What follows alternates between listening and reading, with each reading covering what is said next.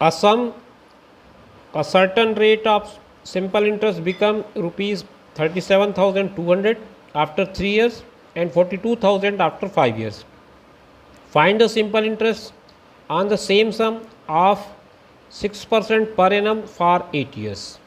कोई धनराशि 3 साल में 37,200 और 5 साल में 42,000 हो जाती है। यही धनराशि 8 साल में 6% वार्षिक ब्याज की दर से कितना ब्याज देगी, ये पता करना है। तो इस पूरे क्वेश्चन में आप देखेंगे तो आपके पास मूलधन नहीं है, पी मिसिंग है। तो काम आपका पी को फाइंड आउट करना है। उसके लिए क्या क्या दिया है कि 3 साल में ये कितना हो जाता है 37,200 और 5 साल में ये हो जाता है 42,000।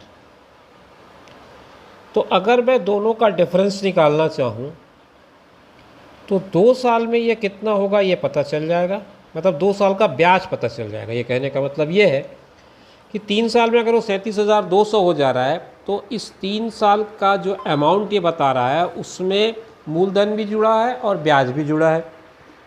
मतलब ये हुआ कि 3 साल का जो मिश्रधन है उसमें प्रिंसिपल है प्लस 3 इयर्स का इंटरेस्ट है, और इसमें प्रिंसिपल है और 5 इयर्स का इंटरेस्ट है।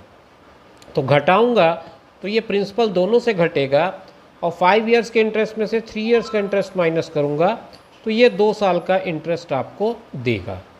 तो सिंपली इसको आप माइनस कर दें तो 42,000 में 37,200 को अगर आप माइनस करेंगे तो 37,200 में 800 जोड़ा तो मैं 38 हो गया, 38 और 4 तो 4,800 रुपये मेरा ख्याल है इसका 2 साल का इंटरेस्ट आएगा। तो उस हिसाब से 1 साल का इंटरेस्ट इसका बनता है 2 दूनी 4 और 2 चौक 8, 2,400 रुपये।